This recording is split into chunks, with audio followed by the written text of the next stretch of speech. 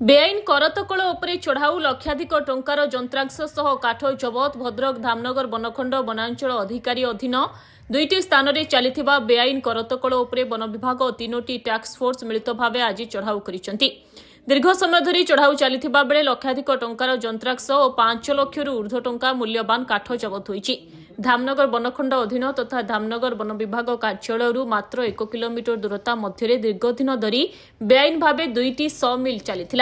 विशेष सूत्रु खबर पाई उपरिस्थ विभागीय अधिकारी पक्षर शनिवार सकाळ समय उक्त सॉ मिल उपरे चढ़ाऊ होता।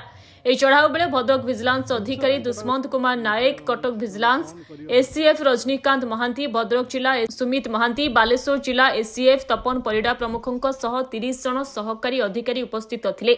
चढ़ाऊ बेले धामनगर एनएससी मुलणा साही ठारे बिना लाइसेंस रे चलीथिबा मिल रो समस्त जंत्रांश काटी नेछि विजिलेंस विंग। यासह पाखापाखि 3 लाख टंकार सिफ्ट काठ जबत होईछि। सेहिपरि मात्र अल्प दूर रे हबीबनगर में चलीथिबा करतकल उपरे मध्य चढ़ाऊ होईछि। एही बेआईन मिल 2 लाख टंकार काठ जबत करा जाईछि। दुई करतकलर मालिकंक विरोध रे मामला रुजु करा जाई तदंत आरंभ करा जिवो बोली सूचना मिलिछि। चढ़ाऊ बेले धामनगर बनखंड अधिकारिणी सुषमा साहू उपस्थित रहिबा सह किछि न जानिबा भली अभिनय करथिले। सरकारक पक्षरु बारिकपुर केन्दुआपदारे लाइसेंस प्राप्त करतकल चालू अछि। हेले यह दूर हेउथिबार सुजोग नै 2 जन लोक बेआईन भावे दुईटी स्थान रे करतकल चलाइथिले। स्थानीय वन कर्मचारी सहयोग में दुईटी जाक मिल दीर्घदिन है चलुला। हेले बेआईन करतकल विरोध में स्थानीय लोके बारंबार अभियोग करुथिले।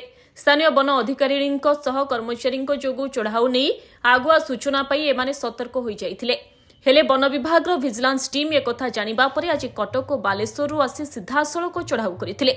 भद्रक धामनगर संतोष कुमार महापात्र रिपोर्ट, धरित्री लाइव।